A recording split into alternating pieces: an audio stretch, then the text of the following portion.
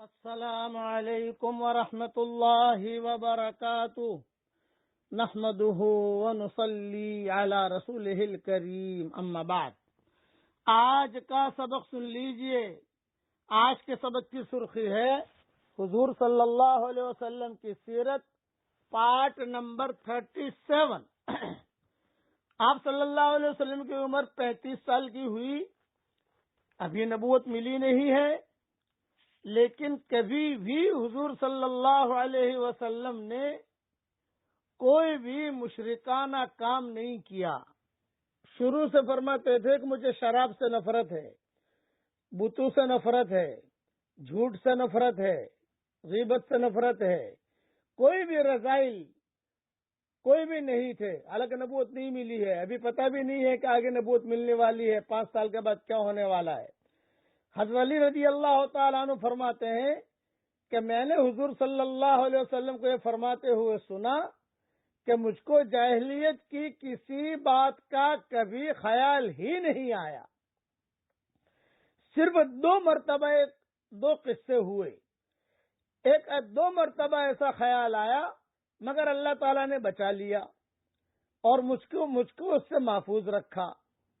ایک رات میں نے اپنے ساتھی سے کہا، جو میرے ساتھ بکریاں وغیرہ چرایا کرتا تھا، پارٹنر بھی تھا، تو میں نے کہا بھی تم ذرا بکریوں کی خیر خبر رکھنا، میں مکہ جا کر کچھ قصے کہانیاں سن کر آتا ہوں، تھوڑا موڈ ہے کہ میں تھوڑا گھوموں پھروں مکہ جا کر۔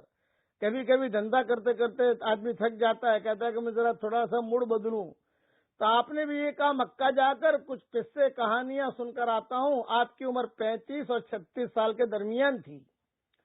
میں مکہ میں داخل ہوا، ایک مکان سے گانے بجانے کی آواز سنائی دی۔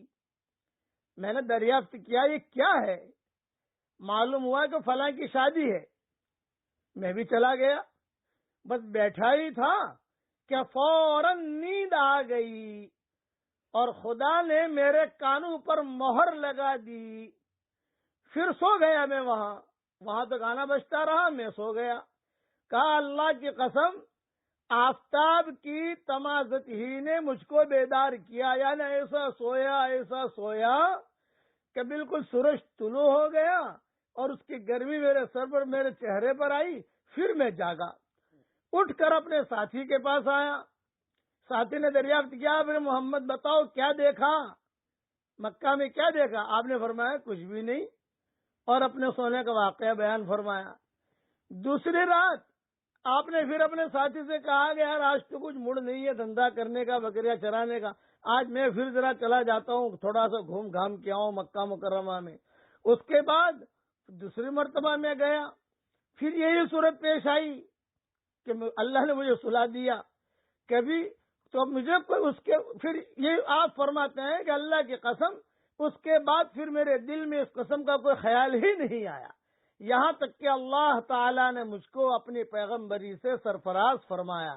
یہ حدیث مسند بزار، مسند اسحاق ابن راہویہ وغیرہ میں مذکور ہے۔ حافظ ابن حجر فرماتے ہیں کہ اس حدیث کی سند متصل اور حسن ہے، اس کے تمام راوی مضبوط ہیں۔ بخاری اور مسلم کی حدیث میں یہ ہے، حضرت جابر فرماتے ہیں، یہ بخاری مسلم کی حدیث بیان کر رہا ہوں، آپ کو بھی نبوت نہیں ملی ہے، ابھی جو ہے 35-36 سال کی عمر ہے، کہ جب کعبے کی تعمیر ہو رہی تھی تو حضور صلی اللہ علیہ وسلم بھی پتھر اٹھا کے لا رہے تھے۔ آپ کے چچا حضرت عباس نے حضور سے کہا کہ بیٹا محمد، اپنا تہبند کھول کر کندھے پر رکھ لو تاکہ پتھروں کی رگڑ سے محفوظ رہو۔ جب تہبند بندھا ہوا ہے تو پتھر اٹکتے ہیں کہ گرنے ورنے کا خطرہ نہ ہو، اس لیے آپ کے چچا نے یہ کہا کہ بیٹا محمد تہبند کھول کر کندھے پر رکھ لو تاکہ پتھروں کی رگڑ سے محفوظ رہو۔ آپ نے چچا کے کہنے سے تہبند کھولا، کھولتے ہی آپ بے ہوش ہو کر گر پڑے۔ اس کے بعد آپ کبھی بھی برہنہ نہیں دیکھے گئے۔ ابو طفیل کی یہ ساری روایتیں، کچھ روایتیں بخاری مسلم کی ہیں، کچھ دوسری کتابوں کی ہے۔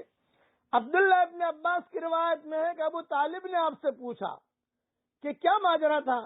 آپ نے فرمایا کہ میں نے چچا کے کہنے کی وجہ سے تیبند کھولا تو ایک سفید پوش آدمی، ایک کوئی بڑا آدمی اچھے سفید کپڑے پہنے ہوئے دکھلائی دیا، اور اس نے مجھے کہا محمد محمد محمد، اپنا سطر چھپاؤ، اپنا سطر چھپاؤ، اپنا سطر چھپاؤ۔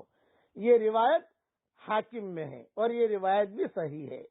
ایک مرتبہ قریش نے آپ کے سامنے لا کر کھانا رکھا، اس مجلس میں زید ابن عامر ابن نفیل بھی تھے، آپ نے کھانے سے انکار کیا۔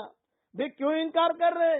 تو فرمایا بتوں کے نام پر ذبح کیے ہوئے جانوروں کو اور بتوں کے چڑھاوے میں کبھی نہیں کھاتا۔